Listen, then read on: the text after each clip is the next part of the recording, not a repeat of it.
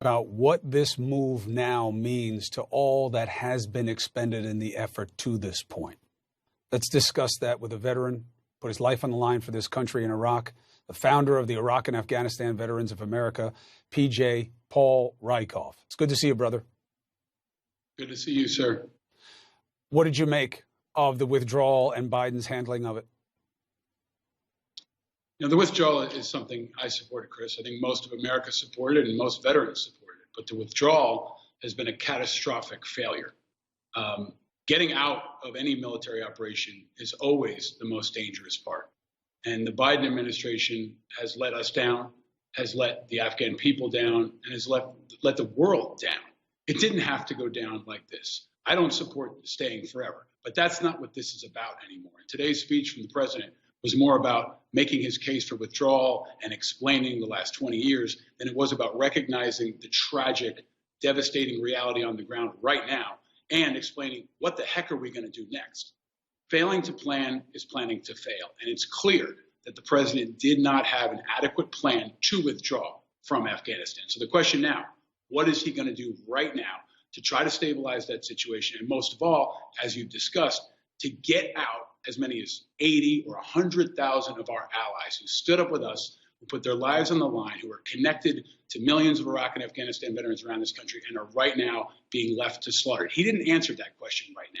And that's the question America needs answered immediately. But, PJ, can he? I mean, look, you were on the ground in Iraq, but the situations are very similar, and you've heard so many stories of people who were there. And not being there in force anymore, and the Taliban, as everybody should know, is really a predatory group. What's the chance of getting out that many people? Well, we need to find out. We need to give it every effort that we possibly can. We haven't really given it a good effort yet. I mean, he announced the withdrawal back in April. And back then, Iraq and Afghanistan vets, a bipartisan coalition of Congress, pushed him to lay out a comprehensive plan to save our allies. He didn't do it. And even now, they don't have a place to send them. They're playing this game of Mother May I. Maybe they'll send them to Kazakhstan. Well, do they have buy-in from Congress? Do you think that this is left and right ceding the way to reasonable to get these people in? I do. I think this part of it is actually very popular, and that's where Biden's got a blind spot here. We're not talking about whether or not to withdraw. We're talking about whether or not to get people out who are going to get slaughtered.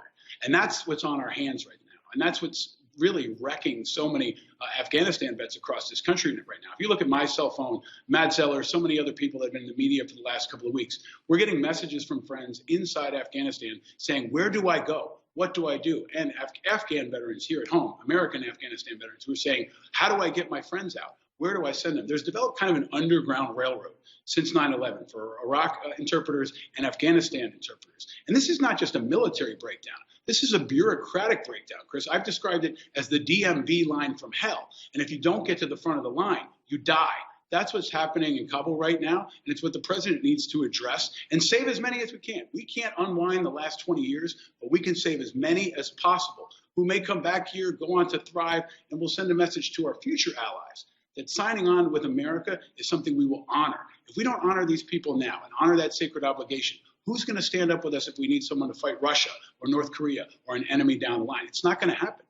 For all the optics and all the ugliness right now, I hope that veterans understand, especially if they were in theater there or in any of the attendant conflicts in theaters, that the idea that we didn't have another major attack on our soil from Islamist extremists after 9/11 is the success, is an unprecedented, and nobody, I mean, you and I are old enough to have been there. We would have never believed that men like you and the men and women who served in Afghanistan would keep us as safe as we've been all along. And that is a victory that could have never been imagined at the time of 9/11. So please spread the word to the brothers and sisters that their sacrifice is always appreciated. We would not be who we are today without them. PJ Rykoff, thank you for your service and your perspective. Thanks, Chris.